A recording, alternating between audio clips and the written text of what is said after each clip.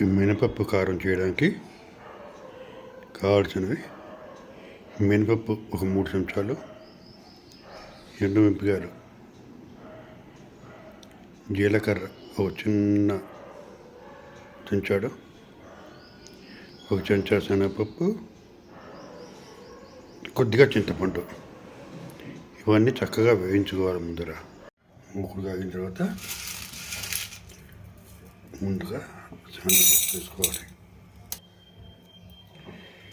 ఇది కొద్దిగా వేగుతుంది కానీ మినపప్పు వేసుకోవాలి. చక్కగా వేయించుకోవాలి, నూనె లేకుండా.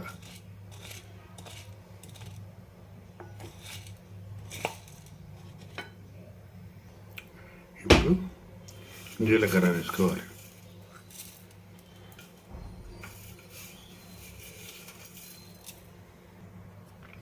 ఇప్పుడు ఒక పిసరు నూనె వేసి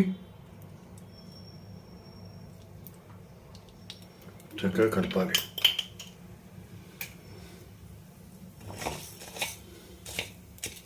ప్లేట్లో తీసుకోవాలి. ఇలా ప్లేట్లో తీసుకుని చల్లారబెట్టాలి.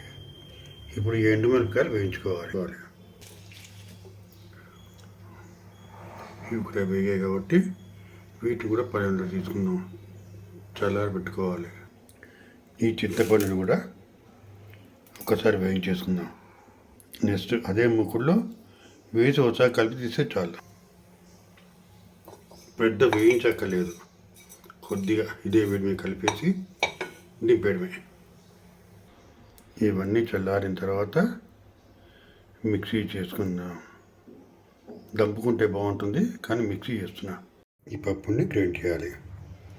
ఇందులో చింతపండు వేయాలి,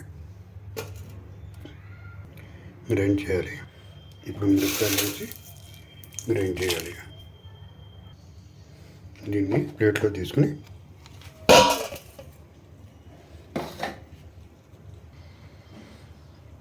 ఇది ఆడిన తర్వాత డబ్బాలు తీసుకుని నిల్వ చేసుకోవాలి. ఇది వంకాయ కారానికి భలే బాగుంటుంది. అలాగే ఏ కూరకైనా సరే చక్కగా వేసుకోవచ్చు.